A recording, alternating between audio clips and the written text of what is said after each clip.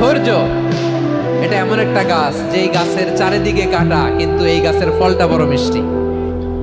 ধৈর্য এমন একটা গাছ যে গাছের চারিদিকে কাটা কিন্তু এই গাছের ফল বড় মিষ্টি সুমিষ্ট। ধৈর্য যদি ধরতে পারেন এর ফলাফল দিব কে? জুমার দিনের প্রথম সুন্নত হচ্ছে জুমার দিনের ফজরের নামাজটা জামাতে পড়া। জুমার নামাজের প্রথম সুন্নত হচ্ছে ফজরের নামাজটা কি পড়া? জামাতে। আফদালুস সালাওয়াত ইনদাল্লাহি সালাতুল ফাজরি ফি ইয়াউমিল জুমআতি ফি জামাআহ। বিশ্বনবী বললেন জুমার নামাজের 15টা সুন্নাত মুখস্থ রাখতে হবে। 1 নাম্বার সুন্নাত ফজরের সালাত জামাতে পড়তে হবে। 2 নাম্বার সুন্নাহ হচ্ছে আসওয়াক, মেসওয়াক করা। মাতহারাতুন লিল ফাম মারদাতুন লিররাব। মেসওয়াক করলে দাঁত পরিষ্কার থাকে, আল্লাহ খুশি হয়ে যায়। 3 নাম্বার হচ্ছে দুহুন, তেল মালিশ করবেন। বিশ্বনবী জাইতুনের তেল চুলে আর গায়ে দিতেন।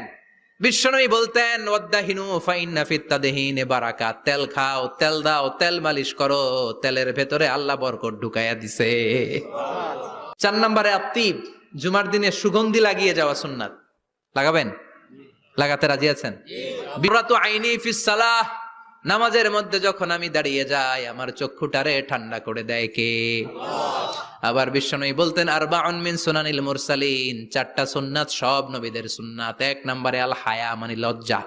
আরেক বর্ণনা এসেছে আল খিতান মানে সুন্নাতে খাতনা। এটা সব নবীদের ছিল। আর সেওয়াক, সব নবীরা মেসওয়াক করেছেন।